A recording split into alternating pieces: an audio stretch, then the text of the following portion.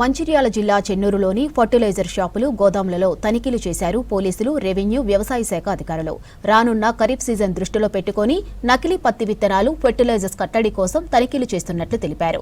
నకిలీ విత్తనాలు, నిషేధిత గడ్డి మందులు విక్రయించొద్దన్నారు. ఎవరైనా నిబంధనలకు విరుద్ధంగా అమ్మకాలు చేస్తే కఠిన చర్యలు తప్పవని వార్నింగ్ ఇచ్చారు అధికారులు.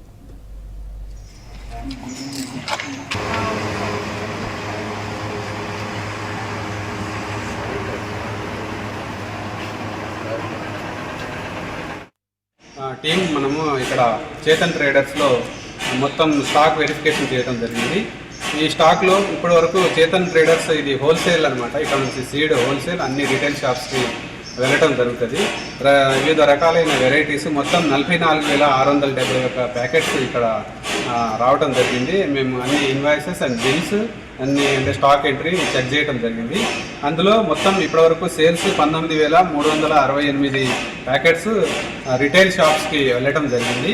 ఇప్పుడు బ్యాలెన్స్ 25,303 ప్యాకెట్స్ ఇక్కడ పత్తి ప్యాకెట్లు గమనించడం జరిగింది. స్టాక్ వైజ్గా అండ్ లాట్ నెంబర్ వైజ్గా వెరిఫై చేయడం జరిగింది. ఈ యొక్క స్టాక్స్ అప్రూవ్డ్ కంపెనీస్ నుంచి రావటం జరిగింది. ఇందులో ఎలాంటి ఏం లేదు.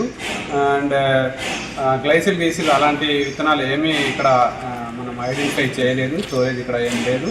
కాబట్టి రైతు సోదరులు మన ఏదైతే లైసెన్స్ అప్రూవ్డ్ ఏదైతే ఉన్నాయో అక్కడ నుంచి రైతు సోదరులు విత్ బిల్ తోటి అప్రూవ్డ్ లైసెన్స్ దగ్గర నుంచి రిటైలర్స్ దగ్గర నుంచి పత్తి ప్యాకెట్స్ తీసుకొని వారు విత్తనాలు నాటుకోవాల్సిందిగా చెన్నూరు